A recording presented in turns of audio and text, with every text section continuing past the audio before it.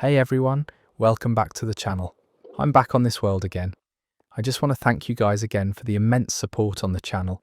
I am always grateful to make these videos for all of you, so I plan on stepping it up a bit and giving you guys more frequent uploads very soon. Anyway, what better way to pass the time than diving into some absolutely wild love stories from Reddit? Be sure to grab some snacks, get comfortable, and come explore the beautiful mess that is human relationships. Our first story comes from someone who learned that sometimes the person you think you know best can surprise you in the most unexpected ways. I thought my boyfriend was cheating, so I hired a private investigator. Turns out he was planning the most elaborate surprise I've ever seen. My boyfriend Jake and I have been together for 2 years, and honestly, things have been pretty great until about 3 months ago, when everything started feeling off. He'd disappear for hours without explanation. His phone was always face down, and he'd get these mysterious calls that he'd take in another room. I'm not usually the paranoid type, but when someone you love starts acting like they're living a double life, your mind goes to dark places. The breaking point came when I saw a charge on our shared credit card for something called Moonlight Events for $800. When I asked him about it, he got defensive and said it was a work thing. But Jake works in IT support. There's no way his company would reimburse him for anything that expensive, let alone something called Moonlight Events. I spent 3 sleepless nights convinced he was having an affair. So I did what any rational person would do. I hired a private investigator. Her name was Detective Rodriguez, and she specialized in infidelity cases. I felt sick handing over the retainer, but I needed to know the truth. She said she'd have answers within a week, and that most cases like this confirm what the client already suspects. Day 1 of surveillance, she followed him to work normal. Day 2, he went to lunch with his co-workers, then stopped at Home Depot, nothing suspicious. Day 3 is when things got interesting. He drove to an address across town, went inside for 2 hours, then came out carrying what looked like fabric samples. Detective Rodriguez took photos, but couldn't get close enough to see details. Day 4, he met with someone at a coffee shop, a woman I didn't recognize. They talked for an hour looking at papers spread across their table. My heart sank when I saw the photos. This was it, the proof I'd been dreading. But Detective Rodriguez said something felt off about their body language. They weren't sitting close. They weren't touching it. Looked more like a business meeting than a romantic one. Day 5. Jake took a half day off work and drove to 3 different locations, a florist, a bakery, and something called Sterling Rentals.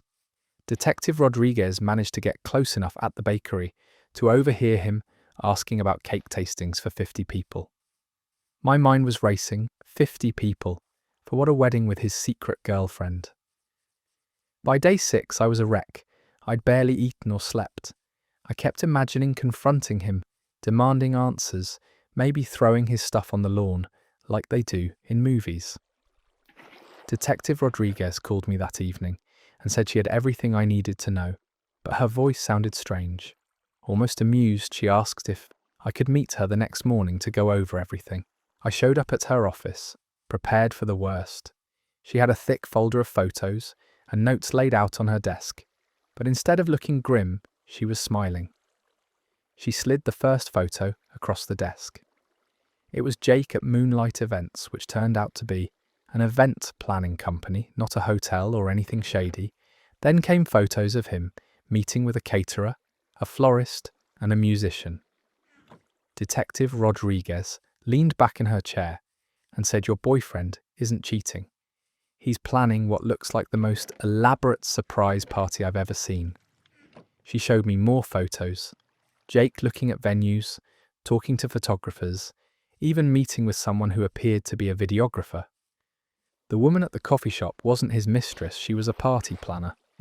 Apparently, our 2-year anniversary was coming up in 3 weeks and Jake had been secretly organising a surprise celebration.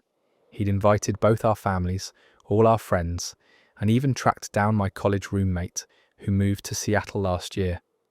The $800 charge was a deposit for the venue. Everything else, Food flowers, music decorations was coming out of his personal savings account. I sat there staring at the evidence, feeling like the worst girlfriend in human history. While I'd been imagining him sneaking around with another woman, he'd been planning the sweetest gesture anyone had ever done for me. Detective Rodriguez handed me tissues and said, "This happens more than you'd think." People planning surprises often look exactly like people having affairs. The hardest part was pretending I didn't know. For the next 3 weeks, Jake kept disappearing for mysterious errands, and I had to act annoyed instead of grateful. Every time he took a secretive phone call, I wanted to hug him and apologize for doubting him, but I couldn't blow his surprise. The night of our anniversary, Jake told me we were going to dinner at our usual place, but when we pulled up to the venue instead, he looked nervous and said he had a small surprise waiting inside. When I walked through those doors and saw everyone I loved cheering and celebrating us, I broke down crying. Jake thought something was wrong until I told him they were happy tears. I never told him about the private investigator. Some secrets are worth keeping, but I did tell Detective Rodriguez that her services led to one of the happiest nights of my life. She said that was a first in her line of work and that she'd never had a case with such a perfect ending. Well, that's a plot twist I wasn't expecting. Imagine hiring someone to catch your partner cheating only to discover they're planning the surprise of a lifetime. This poor person spent weeks convinced they were being betrayed when really they were being loved harder than they realized. Sometimes paranoia and romance look exactly the same. From the outside, it makes you wonder how many relationships end because of misunderstood phone calls and mysterious errands. Speaking of misunderstandings, our next story involves someone who thought they were being ghosted, but the reality was far more complicated. I got ghosted after the best date of my life. Then I found out why and everything changed. I met Riley on a dating app and we hit it off immediately. Not just the usual small talk, but real conversations about books, travel, dreams, the kind of connection that makes you forget you're talking to a stranger. We texted constantly for 2 weeks before finally meeting up for coffee that turned into dinner, that turned into walking around the city until 2 a.m. talking about everything and nothing. The date was perfect, and I don't use that word lightly. We had the same sense of humour, similar values, and this easy chemistry that felt natural. Never forced. When Riley walked me to my car, we kissed. And it was one of those movie moments where time stops and the world disappears. We made plans for the following weekend. I went home floating on cloud 9, convinced I'd just met someone special. Then nothing complete, radio silence. I texted the next day, asking if they got home safely, no response. I waited 3 days and sent a casual message about a funny meme. We talked about nothing. I called once, and it went straight to voicemail. After a week of being ignored, I got the message loud and clear. I'd been ghosted. It stung more than usual rejections because everything had felt so genuine. The conversation, the laughter, the way Riley looked at me like I was the most interesting person in the room. Either I'd completely misread the situation, or they were an incredible actor. Either way, I felt stupid for believing we had something real. I went through all the stages of being ghosted. First denial, checking my phone every 5 minutes, wondering if my messages weren't going through. Then anger. How could someone seem so genuine and then just disappear? Then bargaining. Maybe they lost their phone. Maybe they were dealing with a family emergency. Finally, acceptance. Some people are just cowards who can't handle adult conversations about not being interested. 2 months later, I was at a bookstore browsing the mystery section when I heard someone call my name. I turned around and there was Riley looking exactly the same, but somehow different, older, maybe more tired. They approached cautiously, like they weren't sure I'd want to talk to them, which honestly, I wasn't sure I did either. Riley asked if we could talk somewhere private, and despite my better judgment, I agreed. We went to a quiet corner of the store, and they started explaining what happened the night of our date. Riley had gone home and found their ex waiting in the apartment. Apparently, they'd been broken up for 6 months, but the ex had kept a key and had been showing up unannounced, trying to reconcile. That night, the ex saw Riley come home, clearly happy and glowing, and demanded to know where they'd been when Riley mentioned going on a date. The ex lost it completely, screaming threats saying they'd make sure Riley never dated anyone else. There was pushing, shoving, and Riley ended up with a black eye and bruised ribs. The ex took Riley's phone and started going through messages. When they saw our conversation, they became even more unhinged, threatening to find me and make me pay for stealing their person. Riley tried to get the phone back, but the ex smashed it against the wall, then left with a promise to be watching. Riley spent the next day at the police station, filing a restraining order, but the damage was done. They were terrified that staying in contact with me would put me in danger, so they made the painful decision to cut all communication. They changed their number, moved to a different apartment, and tried to rebuild their life while dealing with the trauma. As Riley told me this story, I could see the pain in their eyes, the guilt over how they'd handled things, but also the genuine fear that had driven their decision they'd been protecting me in the only way they knew how, even though it meant sacrificing something that could have been beautiful between us. They apologized over and over, explaining that they'd thought about reaching out so many times, but didn't know how to explain the situation without sounding crazy or dragging me into their mess. They'd finally gotten their life back on track. The ex was in jail for violating the restraining order, and Riley felt safe enough to live normally again. I didn't know what to say. Part of me was angry that they'd made the decision for both of us without giving me a choice, but a bigger part of me understood the impossible position they'd been in. How do you tell someone you barely know that dating you might put them in physical danger? How do you risk someone else's safety for your own happiness? We talked for hours in that bookstore, sharing everything that had happened in those 2 months apart.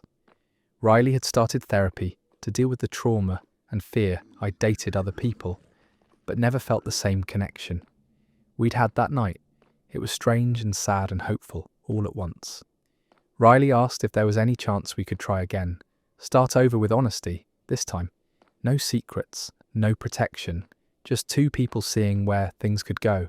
I said yes, not because I wasn't hurt by being ghosted, but because I understood why it happened, and I respected the courage it took to find me and explain. We're taking things slow now, building trust and communication in ways we didn't have time to before that first date. Our second first date was just as magical as the original, but deeper somehow, more real, because we both knew how precious and fragile connection can be. Sometimes being ghosted isn't about you at all. Sometimes it's about someone trying to protect you from a danger you don't even know exists. This story reminds me that there's always another side to every situation, and that the people who hurt us aren't always the villains we make them out to be. Sometimes they're just scared people making impossible choices in impossible circumstances. It takes real courage to come back and explain, especially when you know the other person has every right to be angry. Our next story takes us into territory that's both heartwarming and slightly terrifying, depending on how you look at it. My stalker turned out to be my guardian angel, and I don't know how to feel about it. I'm a 24-year-old woman living alone in Chicago, and for the past 8 months I've been dealing with what I thought was a textbook stalker situation. It started small, like most of these things do, random flowers left at my apartment door with no note. Then I'd catch glimpses of the same person in a red hoodie standing across the street from my building, always just far enough away that I couldn't make out their face. The sightings became more frequent and more unsettling. I'd see red hoodie at the coffee shop where I get my morning latte sitting in the corner booth. With a newspaper held up high, I'd spot them at the grocery store, always 2 aisles over, pretending to study cereal boxes while I shopped for produce. It felt like everywhere I went this person was watching, and it was making me paranoid and exhausted. I started documenting everything, taking photos when I could, writing down times and locations in a notebook that I kept by my bed. I called the police twice, but without any direct threats or contact. They said there wasn't much they could do except file a report and suggest I vary my routine, which I tried, but Chicago isn't that big, and my life has patterns: work, gym, home, repeat. Things escalated 3 months ago when I found a manila envelope slipped under my door. Inside were printed screenshots of my social media accounts, not just the public stuff, but photos I thought were private settings, ones from years ago that I'd forgotten existed. There was also a timeline of my daily schedule written in neat handwriting with scary accuracy. 7:15 a.m. leaves for work via Red Line 6:30. p.m. stops at Whole Foods on Tuesdays. 9 p.m. yoga class on Thursdays and Saturdays. That's when I really freaked out. I changed all my passwords, made my social media completely private, installed new locks and a security camera by my front door. I even started carrying pepper spray and taking different routes to work every day. But the feeling of being watched never went away. If anything, it got stronger, like whoever this was had doubled down on their surveillance. The breaking point came 6 weeks ago. I was walking home from a late dinner with friends, around 11 p.m. when I noticed footsteps behind me, matching my pace. I turned down a side street and the footsteps followed. I sped up, they sped up. My heart was pounding as I ducked into an alley, hoping to lose them, or at least get a good look at who was following me. That's when I saw him. Not red hoodie, but a different guy. Completely. Someone I'd never seen before. And he was definitely following me with intent that wasn't good. He was bigger than me, moving with purpose, and when he saw me notice him, he didn't even try to pretend otherwise. He just smiled this cold, predatory smile and started walking faster toward me. I was trapped in the alley, with nowhere to go, when suddenly Red Hoodie appeared out of nowhere, stepping between me and the man who'd been following me. What happened next was like something out of a movie. Red Hoodie knew exactly how to handle the situation, speaking in a calm but authoritative voice, telling the other guy to back off and keep walking. The predator guy tried to argue at first, claiming he was just walking home, but Red Hoodie wasn't having it. They stood their ground, never raising their voice, but somehow commanding respect and authority after what felt like forever, but was probably only 2 minutes. The threat walked away, muttering under his breath about minding your own business. Red Hoodie turned to me, and I finally got a good look at their face. It was a woman, maybe mid-30s, with kind eyes and prematurely grey hair pulled back in a messy bun. She looked tired but alert, like someone who'd been awake for too long but was still focused. She asked if I was okay, if I needed help getting home safely. I was so confused and shaken that I just stood there staring at her. This person I'd been terrified of for months had just saved me from what could have been a very dangerous situation. She seemed to understand my shock and confusion because she sighed deeply and said, "We need to talk." We went to a 24-hour diner a few blocks away, and she bought me coffee and a piece of pie while I tried to process what was happening. She introduced herself as Detective Lauren Martinez, retired Chicago PD, now working private security. She'd been hired 8 months ago to keep an eye on me. Apparently my father, whom I haven't spoken to in over 3 years, had been receiving anonymous threats about me. Someone had been sending him photos of me going about my daily life, along with messages saying they knew where I lived, where I worked, what my routines were, and that something bad was going to happen to me soon.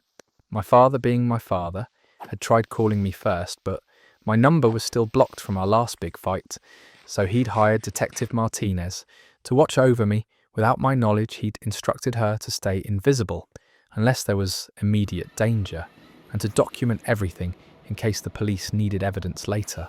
She showed me copies of the threatening messages sent to my father, and they were genuinely terrifying, detailed descriptions of violence mixed with intimate knowledge of my life. The sender knew things that even close friends didn't know, like the fact that I have a small scar on my left shoulder from a childhood accident, or that I always order my coffee with oat milk, not regular milk. Detective Martinez had been tracking the source of the threats while simultaneously protecting me. She'd identified 3 potential suspects, including the man who'd followed me into the alley tonight, who turned out to be someone I'd briefly dated last year and blocked on all platforms after he became possessive and aggressive. She'd also been the one leaving flowers at my door, not as a stalker gesture, but as a way to check if anyone else had been there. The flowers were her calling card to let her know if my building's security had been compromised. The manila envelope with my information wasn't meant to scare me. It was meant to show me how much personal data was available online, so I'd be more careful about privacy settings. I sat in that diner booth, feeling like my entire reality had shifted. This woman I'd been terrified of had been protecting me this whole time, while I'd been documenting her movements and calling her a stalker. She'd been documenting actual threats against my life and keeping me safe from people who wanted to hurt me.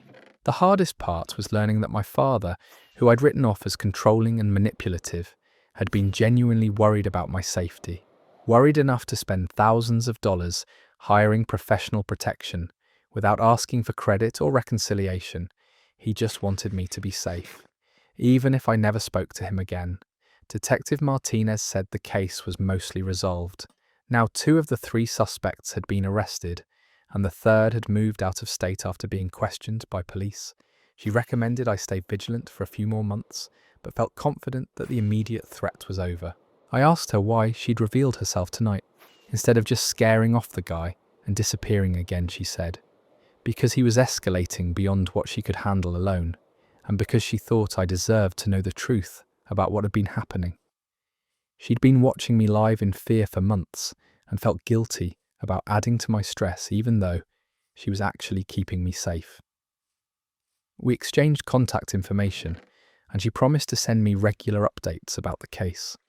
She also suggested I consider reaching out to my father, not necessarily to reconcile, but to thank him for caring enough to protect me, even when we weren't speaking. That was 6 weeks ago, and I'm still processing everything I did call my father, and we had the most honest conversation we'd had in years.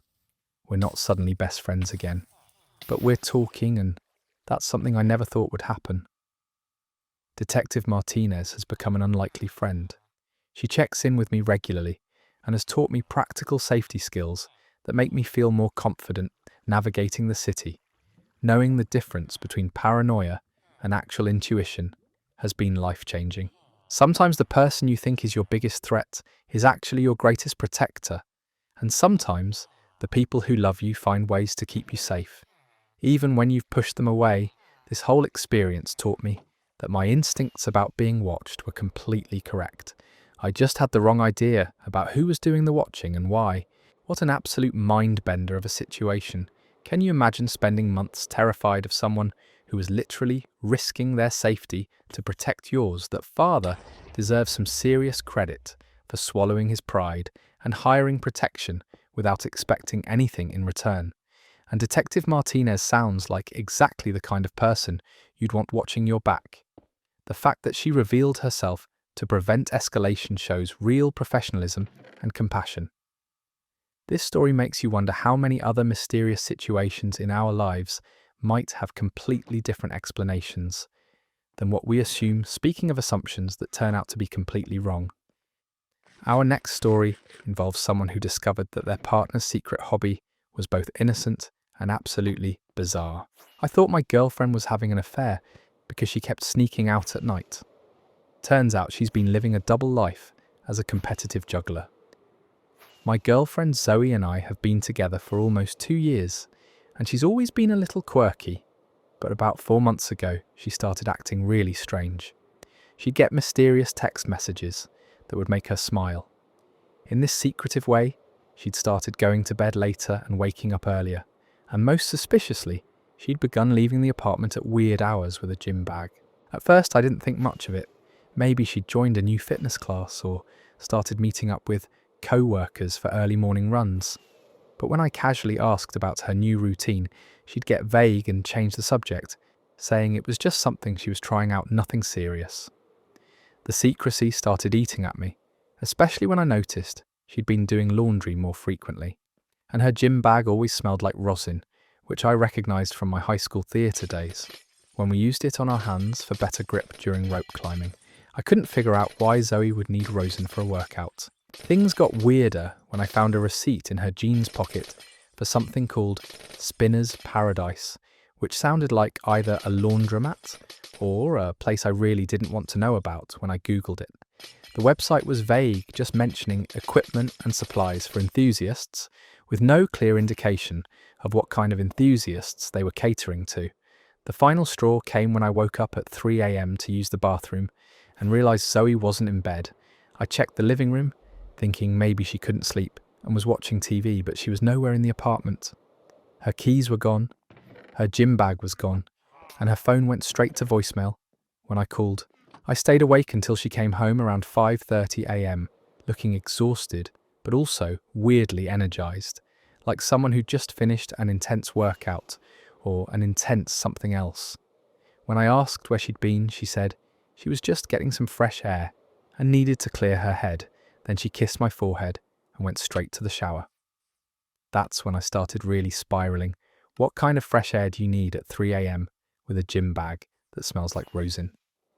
I began paying closer attention to her behaviour and noticed she'd started stretching more, doing these weird hand and wrist exercises while watching TV, and she'd gotten noticeably better at catching things when she dropped them like unnaturally good. I also noticed she'd been watching YouTube videos on her laptop with headphones in, and when I tried to peek over her shoulder, she'd quickly close the browser or switch to something else. The few glimpses I caught looked like instructional videos, but I couldn't tell for what. My paranoid brain went to the worst possible places. Maybe she was seeing someone else. Maybe these late-night excursions were elaborate cover stories for affairs. Maybe the gym bag contained things I didn't want to think about. I started imagining confrontations and accusations and dramatic breakup scenes. But I also felt guilty for not trusting her. Zoe had never given me any real reason to doubt her loyalty. She was affectionate, attentive, and seemed genuinely happy in our relationship, except for this new mysterious behaviour that had started consuming more and more of her time and energy. I decided to follow her one night, which I know sounds terrible, but I was desperate for answers. I waited until she thought I was asleep, then quietly got dressed and followed her car to a community centre about 20 minutes from our apartment. The parking lot was surprisingly full for 2 a.m, and I could hear music and voices coming from inside. I crept around to a window, and what I saw inside blew my mind. There were about 30 people of all ages juggling everything you could imagine. Balls, clubs, rings, even flaming torches. Some were practicing alone. Others were performing routines in groups, and right in the centre of it all was Zoe juggling 5 balls in a pattern so complex it looked like magic. I stood there watching my girlfriend, who I thought might be cheating on me, absolutely dominating what appeared to be some kind of underground juggling club. She was good, like really, really good. People were stopping their own practice to watch her routine, and when she finished, they actually applauded. I snuck back to my car and drove home in a daze, trying to process what I'd just witnessed. My girlfriend wasn't having an affair. She was secretly becoming a professional juggler, which somehow felt almost as shocking as if she had been cheating. Why hadn't she told me about this obvious passion and talent? The next morning I confronted her gently, asking if there was anything she wanted to share with me about her new hobbies. She looked panicked for a moment, then sighed deeply and asked how long I'd known I told her about following her the night before, and she actually laughed with relief. Apparently, Zoe had been juggling since she was a kid, but had always been embarrassed about it. She thought people would find it weird or childish, so she'd kept it secret even from me. But a few months ago, she'd discovered the late-night juggling club and fallen back in love with the art form. She'd been practicing obsessively, preparing for a regional competition that could qualify her for nationals.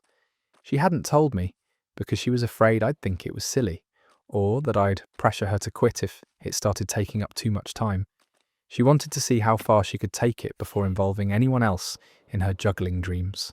I felt like such an idiot for assuming the worst when the reality was so much more innocent and actually pretty amazing. She showed me some of her routines right there in our living room, and I was genuinely impressed by her skill and dedication. She ended up placing second in the regional competition and qualified for nationals, where she made it to the semi-finals. We've turned our spare bedroom into a practice space, and I've become her biggest supporter, even learning to juggle myself, though I'm nowhere near her level. Now I go to competitions with her, and I've met this whole community of juggling enthusiasts who are some of the most welcoming and passionate people I've ever encountered. What I thought was suspicious behaviour was actually my girlfriend pursuing excellence in something she loved. Sometimes the secrets people keep aren't betrayals, they're just parts of themselves. They're not ready to share yet. And sometimes the most innocent explanations are the ones we never consider, because our minds automatically go to the worst case scenario.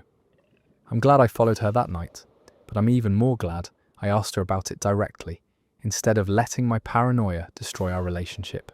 This is absolutely delightful. Instead of discovering an affair, she discovered her girlfriend is basically a circus performer. In disguise, the fact that there's an entire underground juggling community meeting at 2 a.m. sounds like the plot of the most wholesome secret society movie ever made. And honestly good for Zoe for pursuing her passion, even if she was initially embarrassed about it. There's something beautiful about someone dedicating themselves to mastering an art form, just for the love of it. Plus now, they have the coolest party trick as a couple. Imagine the dinner parties where Zoe just casually starts juggling the silverware. Our final story tonight comes from someone who learned that sometimes the most romantic gestures come disguised as the most annoying problems. My upstairs neighbour has been driving me crazy with noise complaints for 6 months. Turns out he was trying to get my attention because he's in love with me. I moved into my current apartment last January, and it's been mostly great, except for my upstairs neighbour, who I was convinced was either the most inconsiderate person alive or actively trying to drive me insane. It started with noise complaints. He'd knock on my door at random times claiming I was being too loud with my music, my TV, even my footsteps. The first few times I tried to be understanding and accommodating, I'd turn down my music, apologise for any disturbance, and promise to be more mindful. But the complaints kept coming, even when I was barely making any noise at all. He'd show up claiming my cooking was too loud, or that my phone conversations were disturbing his sleep. What made it especially frustrating was that his complaints never seemed to follow any logical pattern. Sometimes he'd knock at 7 p.m. saying my dinner preparation was too noisy. Other times he'd wait until 10 p.m. to complain about sounds. I'd made hours earlier. It felt random and excessive, like he was just looking for reasons to bother me. I started keeping a log of every interaction, thinking maybe I could identify patterns or prove to building management that his complaints were unreasonable. But the more I documented, the weirder it got. Sometimes he'd complain about noise. When I hadn't even been home other times, he'd knock and then seem to forget why he was there, just standing in my doorway, looking nervous. The breaking point came last month when he knocked at 6 a.m, claiming my alarm clock was too loud. When I pointed out that my alarm was set to vibrate only, and that sound doesn't travel downward through floors anyway. He just stood there looking embarrassed and said maybe he'd made a mistake. That's when I really started paying attention to him as a person, rather than just an annoyance.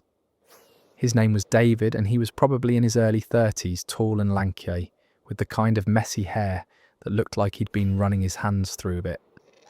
He always seemed nervous around me, fidgeting with his keys or his phone while making his complaints.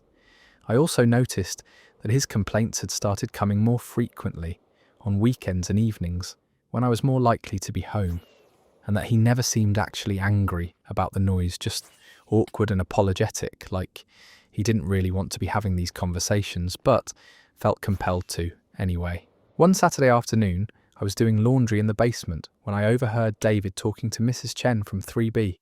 She was asking him about his noise complaints, and he was trying to explain that he wasn't really bothered by noise. He just didn't know how else to talk to me. Mrs. Chen, being the wise elderly woman, she has asked him why he didn't just introduce himself like a normal person. I couldn't hear his full response, but I caught enough to understand that he was shy and had convinced himself that complaining about noise was a legitimate reason to start conversations with me, even though he knew most of his complaints were ridiculous. He apparently had what Mrs. Chen called a schoolboy crush and was handling it like a schoolboy. Everything suddenly made perfect sense. The random timing, the nervous fidgeting, the way he'd linger in my doorway, like he wanted to say something else, but couldn't find the words. David wasn't trying to drive me crazy, he was trying to get my attention, because he liked me, and had no idea how to express it.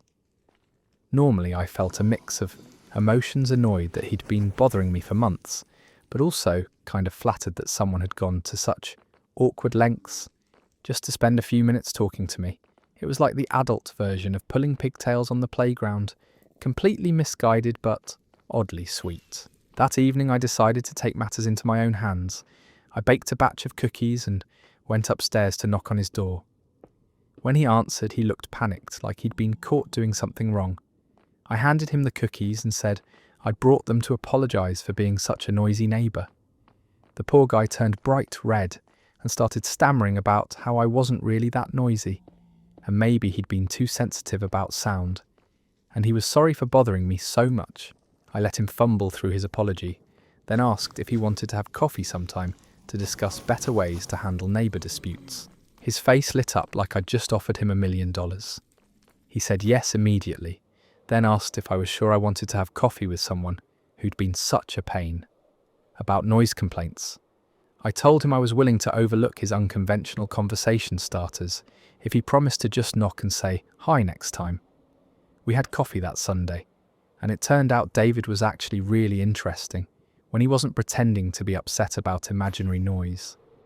He worked as a graphic designer, loved hiking, and had been too intimidated to ask me out normally because he thought I was out of his league, and he confessed that the noise complaints had started as genuine concerns, but had quickly become excuses to see me when he realised he had a crush. The 6 a.m. alarm complaint had been his rock bottom moment, when he'd panicked and knocked without thinking of a plausible reason. We've been dating for 3 weeks now, and he's turned out to be one of the sweetest, most considerate people I've ever met. He brings me coffee in the mornings, helps with my groceries, and has never once made an actual noise complaint.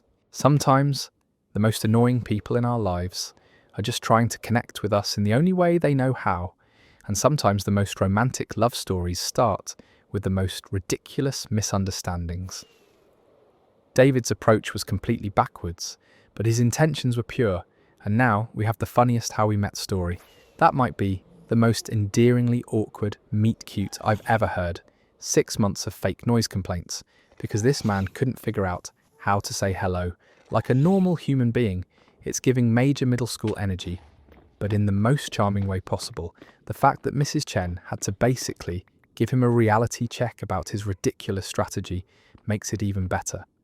And honestly, props to our storyteller for being understanding enough to see past the annoying behaviour to the sweet intentions underneath.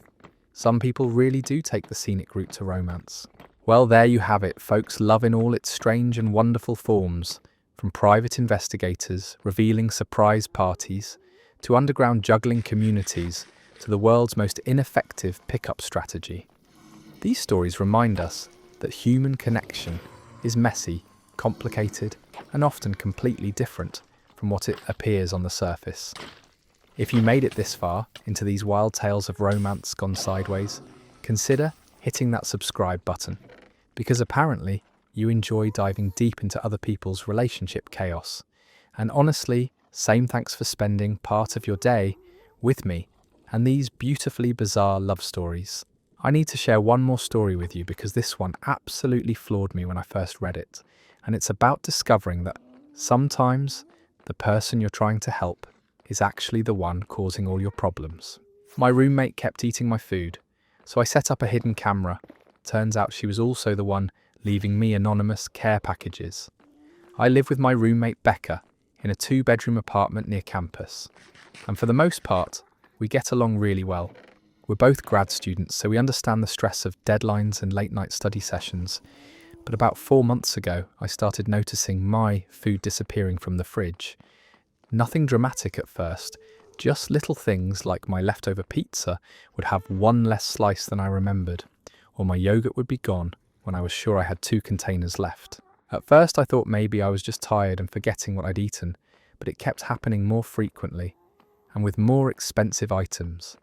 My fancy imported cheese would vanish. My organic almond butter would be nearly empty. When I'd barely touched it, even my meal prep containers would go missing entirely. I tried talking to Becca about it, casually mentioning that maybe we should be more careful about labeling our food, but she always seemed genuinely confused and concerned, asking if I thought someone was breaking in or if maybe I was sleepwalking and eating my own food, which honestly made me question my own sanity for a while. The situation got more frustrating when I started buying specific items for myself, like this expensive protein powder that I needed for my workouts or special dietary foods for a health condition. I was managing. These weren't just random snacks. They were things I actually needed. And when they disappeared, it affected my daily routine. I decided to set up a small hidden camera in the kitchen just to see what was happening. I ordered one of those tiny spy cameras online and tucked it behind some cookbooks on the shelf positioned so it could see the entire kitchen and fridge area. I felt weird about essentially spying on my roommate, but I needed to know if I was losing my mind or if someone was actually taking my food. The first few days of footage were boring, just me making coffee in the morning and occasionally grabbing snacks, but on day 4, I caught something interesting. Becca came into the kitchen around midnight when she thought I was asleep and went straight to the fridge. She took my leftover Thai food and ate it, standing right there in the kitchen, then carefully cleaned up any evidence. I was furious, but also relieved to know I wasn't imagining things. I kept recording for a few more days to see if it was a pattern, and sure enough, she was taking something almost every night, sometimes just a few bites of leftovers, sometimes entire meals. She'd even portion out my meal prep into smaller containers, like she was trying to make it less obvious. But here's where it gets weird. During those same few days, I'd been finding these sweet, anonymous care packages outside my bedroom door, little gift bags with study snacks, energy drinks, sometimes even flowers with notes that said things like, "Hope your research is going well," or "Thought you could use a pick-me-up." I'd assumed they were from this guy in my program, who I'd been casually flirting with, or maybe from my lab partner, who knew I was stressed about my thesis defense. The timing seemed random but thoughtful, and they always contained exactly the kind of things I needed when I was having particularly rough weeks.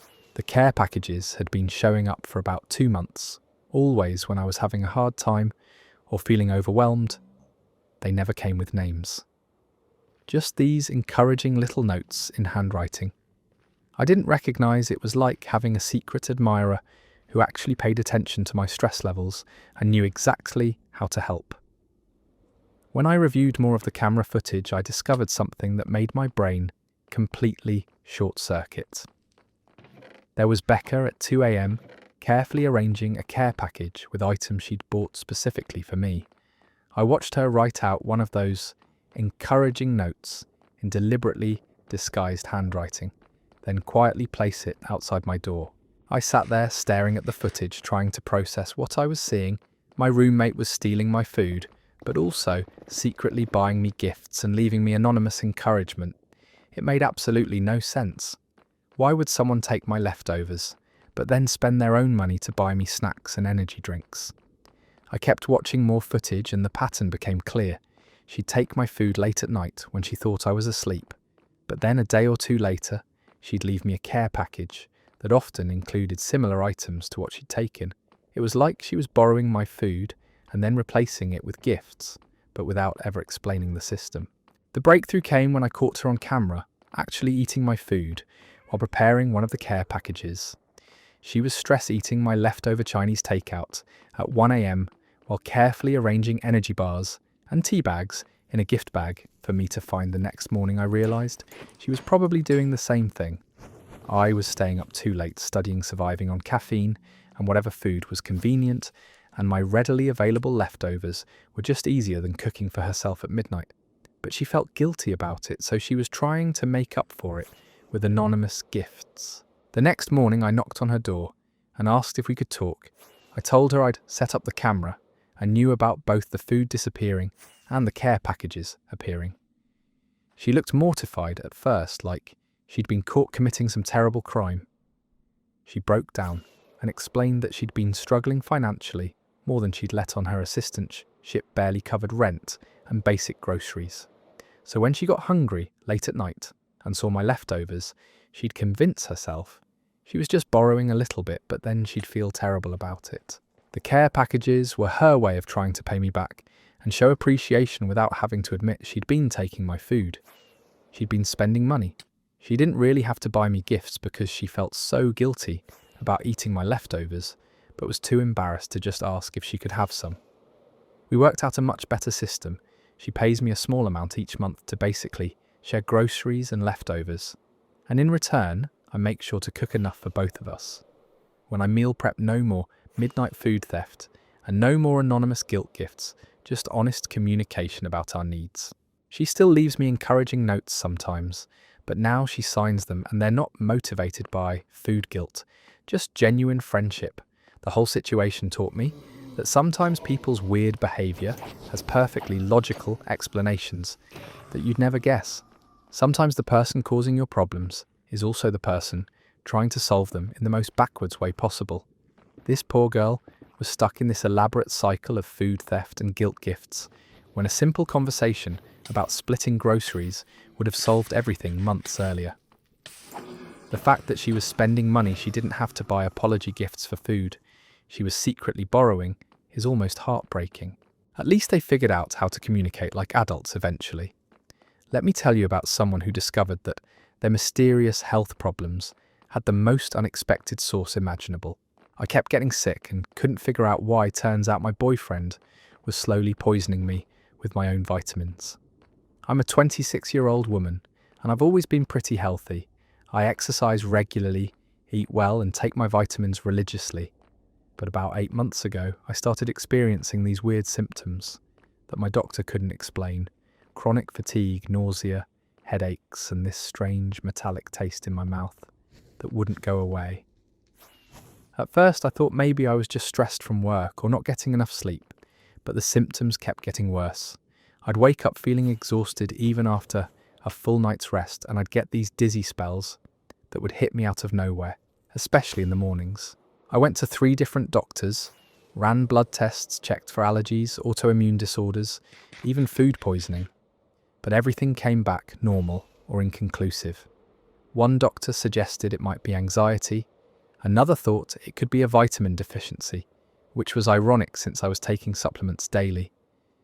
The symptoms followed this weird pattern where I'd feel terrible for a few days, then gradually start feeling better, only to crash again.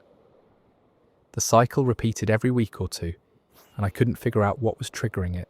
I started keeping a detailed journal, tracking everything I ate, drank, and did, but no patterns emerged.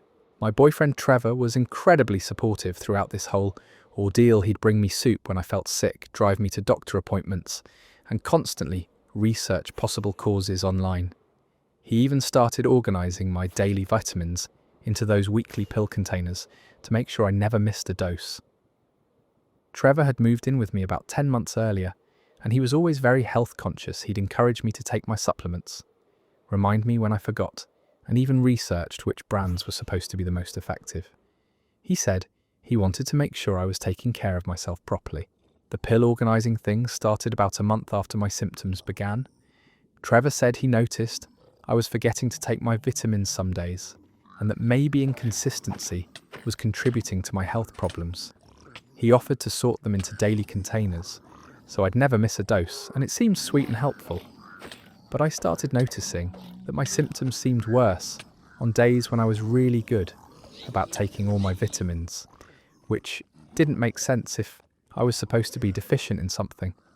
Taking supplements should have made me feel better, not worse, but I dismissed it thinking maybe my body just needed time to adjust. One morning I woke up feeling particularly awful, nauseous and dizzy, with that horrible metallic taste stronger than ever. I stumbled to the kitchen to get some water and accidentally knocked over my pill container, spilling the day's vitamins across the counter. As I was picking them up, I noticed something odd about my iron supplement. It looked different from the bottle I'd bought somehow, darker and with a slightly different shape. I compared it to the pills in the original bottle, and they were definitely not the same. I confronted Trevor about it, and he got defensive, saying maybe the pharmacy had given me a different generic brand, or that lighting can make pills look different.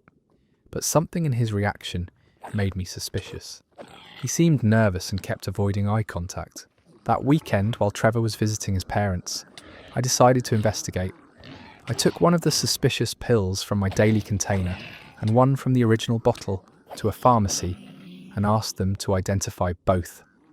The pharmacist confirmed that the pill from my container wasn't iron at all, but something else entirely. They couldn't tell me exactly what it was without more advanced testing, but they were concerned enough to suggest. I contact poison control immediately. I called the number they gave me and explained the situation. The person on the phone told me to save all the pills and contact the police. I spent the rest of the weekend secretly collecting evidence, taking photos of the different pills, documenting the timeline of my symptoms and Trevor's behaviour. I felt like I was going crazy, suspecting my own boyfriend of deliberately making me sick, but the evidence was right there. When Trevor came home Sunday night, I pretended everything was normal. While I figured out what to do, I couldn't confront him directly because I was scared of how he might react. If he really was poisoning me, what else might he be capable of? I made an appointment with a doctor who specialised in toxicology and brought samples of the suspicious pills.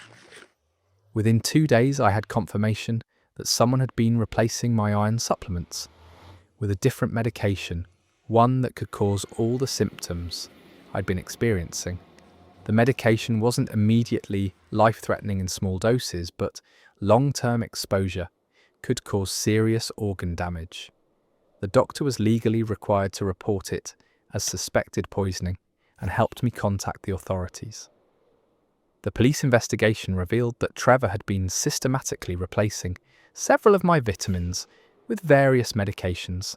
Some were things like sleep aids that would make me drowsy and confused. Others were substances that would cause nausea and disorientation. His computer history showed he'd been researching how to make someone sick without killing them and had ordered the replacement pills online using gift cards so they couldn't be traced back to him. He'd been documenting my symptoms in a journal of his own, like some kind of sick experiment. When they arrested him, he initially denied everything, but eventually confessed that he'd wanted to make me dependent on him by making me think I was chronically ill. He thought if I was sick and weak, I'd need him to take care of me and would never leave him.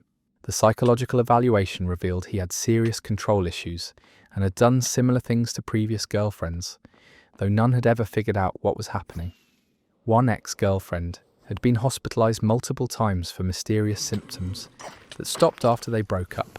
I had to undergo months of medical treatment to clear the substances from my system and deal with the organ damage, some of which may be permanent. I also needed therapy to process the trauma of being systematically poisoned by someone I trusted and loved. Trevor was charged with assault and attempted poisoning, among other things. He's currently serving a 3-year sentence, but will likely be out in less than 2 years, which terrifies me because his letters from prison suggest he still thinks what he did was justified. I've since learned that this type of abuse is more common than people realise. It's called medical abuse or medical gaslighting, and it often goes undetected because the symptoms seem like legitimate health problems, and the abuser appears caring and supportive to outsiders. Now I live alone again, and I'm extremely careful about my food and medications. I only buy vitamins myself, and I never let anyone else handle them. It's sad that I have to be suspicious of such basic things, but I'm just grateful. I figured out what was happening before it was too late. The most chilling part of this story isn't just that Trevor was poisoning her, but that he was so methodical about it, organising her pills like a caring boyfriend, while secretly conducting experiments on her body. The fact that he'd done this to previous girlfriends and gotten away with it makes you wonder how many other people are out there suffering from mysterious illnesses that aren't mysterious at all. Medical abuse is absolutely terrifying because it exploits the most basic trust we have in the people closest to us. This next story is going to make you question everything you think you know about workplace relationships and the lengths some people will go to for love. My co-worker has been sabotaging my projects for months because she thought it would make me quit and we could be together. I work at a mid-sized marketing firm and I've been there for about 3 years. I love my job most of the time. But this past year has been incredibly frustrating because it seemed like everything I touched turned into a disaster. Campaigns would fail, presentations would glitch, client meetings would go sideways for reasons I couldn't understand. It started small at first. Maybe a file would be corrupted or an email wouldn't send properly, but over the past 6 months, it escalated to major problems. Client presentations would have wrong information, despite me double-checking everything. Campaign budgets would be off by thousands of dollars, and somehow it always traced back to something I'd supposedly done wrong. My boss started questioning my competence, and I was put on an informal performance improvement plan, which was humiliating because I'd always been one of the top performers in my department. I was working twice as hard to compensate for all these mysterious errors, but the harder I worked, the worse things seemed to get. The breaking point came last month when a major client presentation completely fell apart. The slides were filled with placeholder text that definitely wasn't there when I'd finished preparing them the night before, and the budget numbers were so wildly incorrect that the client walked out of the meeting. My boss called me into his office and basically told me that if I had one more major screw-up, I'd be terminated. I was devastated because I knew I wasn't making these mistakes, but I couldn't prove it, and I was starting to doubt my own sanity. Maybe I was more careless than I thought. That's when my coworker Jenna started being extra nice to me, offering to help with projects, staying late to assist with presentations, and constantly reassuring me that everyone makes mistakes and that things would get better. She'd bring me coffee and offer to review my work before important meetings. Jenna had always been friendly, but we'd never been particularly close. She worked in a different department, so our paths didn't cross much until recently, when she'd started finding excuses to collaborate on projects or grab lunch together. I thought she was just being supportive during a difficult time, but I started noticing that the problems with my work only seemed to happen on projects where Jenna had offered to help or had access to my files. She'd volunteer to do final reviews or offer to upload presentations to the shared drive, and inevitably something would go wrong. I decided to test my theory by creating a fake project that only Jenna knew about. I told her I was working on a proposal for a potential new client and asked if she could review it. Before I submitted it, I made sure the document was perfect and saved multiple backup copies. Sure enough, when I went to present the fake proposal the next day, all the financial projections had been changed to ridiculous numbers, and there were spelling errors throughout the document that definitely weren't there before I confronted Jenna about it, and she acted shocked and concerned.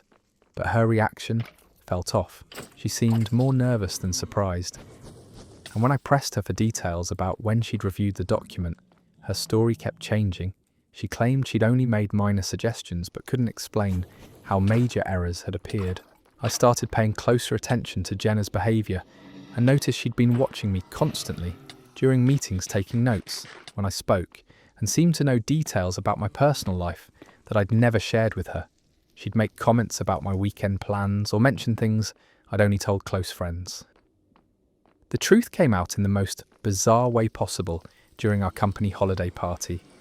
Jenna had clearly been drinking, and she cornered me near the coat check and started this rambling confession about how she'd been in love with me for over a year and had been trying to get me to quit my job. She explained that she'd been sabotaging my work because she thought if I got fired, I'd realise that corporate life wasn't for me, and maybe I'd be open to starting a freelance business with her. She'd been fantasising about us working together as partners in business and eventually in life. Jenna admitted to accessing my computer when I was away from my desk, changing files, deleting emails, and even hacking into my accounts, using information she'd gathered about me. She'd learned my passwords by watching me type, and had been systematically destroying my professional reputation. She seemed to think this was romantic, that she was saving me from a job that was obviously making me miserable and giving us a chance to build something beautiful together. She couldn't understand Why I looked horrified instead of grateful for her intervention, I immediately reported everything to HR and provided them with evidence of the sabotage, including the fake project I'd used to test my theory. Jenna was fired within a week, and I had to change all my passwords and security questions because she'd compromised so much of my digital life. The company also launched an investigation into all the projects that had failed and found clear evidence of tampering. They offered me a promotion and a raise as an apology, but the damage to my confidence and reputation took months to rebuild. Jenna tried to contact me several times after she was fired, sending long emails about how she'd only been trying to help and that we were meant to be together. She seemed genuinely confused about why I was upset and kept insisting that she'd done it all for love. I ended up having to get a restraining order because she started showing up at my apartment and my gym claiming she just wanted to explain herself and make things right.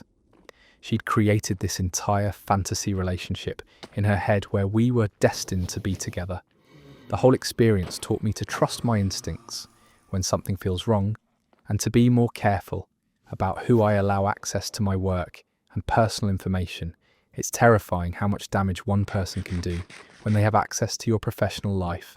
Jenna destroyed months of my career because she thought sabotaging my job would somehow lead to romance. The level of delusion required to believe that systematically ruining someone's professional reputation is an act of love is genuinely disturbing.